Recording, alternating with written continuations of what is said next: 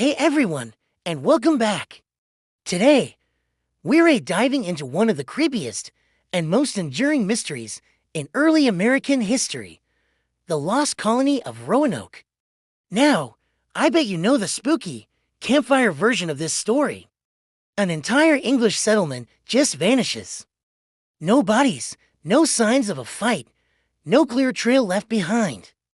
And when there's a vacuum like that, our imaginations rush in to fill it with all sorts of wild theories, magic, curses, secret cults, even alien abductions. But the real story is honestly scarier in a different way. It's not about the supernatural. It's about how quickly a community can fall apart when survival depends on timing, supplies, and decisions made an ocean away. So, let's set the scene. It's the late 1500s, and England is desperate to get a piece of the New World pie. Spain is already a dominant power in the Americas, and the Atlantic has become a high-stakes chessboard for European empires. Roanoke Island, located just off the coast of what is now North Carolina, was England's latest attempt to establish a permanent foothold. In 1587, a group of over 100 English colonists, led by Governor John White, arrived to build a new life. Now, this wasn't the first English expedition to the area, and that's a crucial detail. An earlier, military-focused attempt had already soured relationships with some of the local indigenous communities. So, these new settlers weren't walking into a pristine, untouched paradise. They were walking into a landscape that was already filled with suspicion and risk. But this colony was different. It included families, women, and children, not just soldiers looking for gold. One detail that really humanizes the story is the birth of Virginia Dare, Governor White's granddaughter. She was the first English child born in this part of North America. This wasn't just a military outpost. It was meant to be a permanent English town, a real community. But then, reality hit, and it hit hard. Colonies in the 16th century lived and died by their supply lines. Food, tools, weapons, seeds if you run out. You can't just go to the store. The Roanoke colony quickly began to struggle.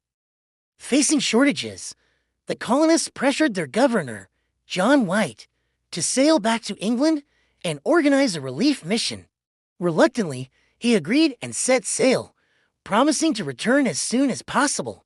And here is where the story takes its tragic turn. John White didn't come back soon. England was gearing up for a massive war with Spain. The famous Spanish Armada crisis of 1588 pulled every available ship, every bit of funding, and all of the nation's attention into defending the homeland. White was stuck. He tried multiple times to get a ship and supplies, but his efforts were constantly thwarted by war and politics. 3 long years passed. By the time he finally managed to return to Roanoke in August of 1590, the settlement was gone. It was eerily silent. The houses had been taken down, not burned or destroyed. There were no bodies, no skeletons, no signs of a battle. Just absence. But it wasn't a total blank slate. The colonists had left behind a clue. Carved into a wooden post of the fort was a single word, Croatoan. Another carving, Crow, was found on a nearby tree. Croatoan was the name of a nearby island, now known as Hatteras Island, and it was also the name of the friendly indigenous people who lived there. This is usually where the mystery mongers get excited. One word. That's it. It must be a secret code, a warning, something supernatural. But if you think about it from a purely practical, survival standpoint, that word is the most logical clue in the world. Think about it. If your small, struggling settlement is running out of food, feeling vulnerable, and has no idea if help is ever coming, what are your options? You can't just stay put and starve. You move. You might go inland to find better resources, or you might seek help from a neighboring community you trust. Relocating isn't strange, it's the smartest thing to do. In fact, John White's own account tells us they had a plan for this exact scenario. Before he left, the colonists agreed that if they had to move, they would carve their destination into a tree. If they were forced to leave in distress or due to an attack, they would add a Maltese cross above the carving. When White returned, he saw the word Croatoan, but crucially, he saw no cross. This suggested they had left willingly, not under duress. The word Croatoan wasn't a cryptic puzzle. It was likely a message. It was them saying, "We went to Croatoan Island. Where were the Croatoan people?" So, the next logical question is, why didn't White just go there and find them? This is another brutal part of the story. Finding a small group of people along a vast, unfamiliar coastline in the 16th century was incredibly difficult. A massive storm hit White's ships shortly after his arrival, making any search attempt dangerous, if not impossible. With dwindling supplies and a restless crew, he was forced to abandon the search and sail away, never to return. He was so close, but a storm and bad timing prevented him from following the one lead he had. So, what most likely happened to the colonists? They probably didn't just vanish into thin air.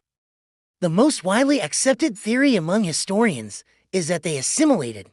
They moved to Croatoan Island and over time, integrated with the local indigenous population through marriage, adoption, and necessity. They simply became part of another community to survive.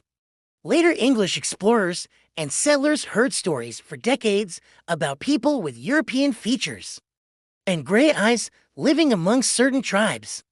Stories that seem to point back to the Roanoke settlers. Other possibilities are that they split up, with some going to Croatoan and others attempting to go inland, where they may have met different fates. Some may have survived and integrated, while others may have succumbed to disease or conflict. The reason Roanoke became such a mystery is because there's no neat, tidy ending.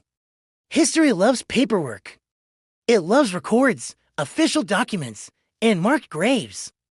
Survival situations, however, rarely produce neat paperwork. People struggling to live another day don't often stop to write down their story for future historians. The Lost Colony became a perfect blank canvas, with no definitive conclusion.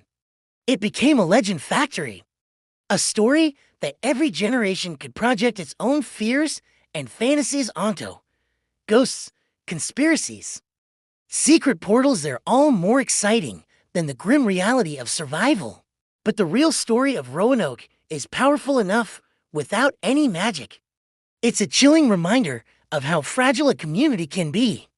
A whole settlement can disappear when its supply chain is cut, when its leadership is separated by an ocean, when global politics get in the way, and when the only path to survival is to leave everything behind and become something new. So when people ask, how can over 100 people just vanish? The answer is, they don't need magic to disappear. They just need bad timing, immense pressure, and no one left to write their final chapter. That's the true story of Roanoke, not a supernatural event, but a human tragedy written by hunger, distance, and the brutal silence of a lost message. Thanks for watching. If you found this dive into history interesting, make sure to like, subscribe, and hit that notification bell for more stories. See you next time.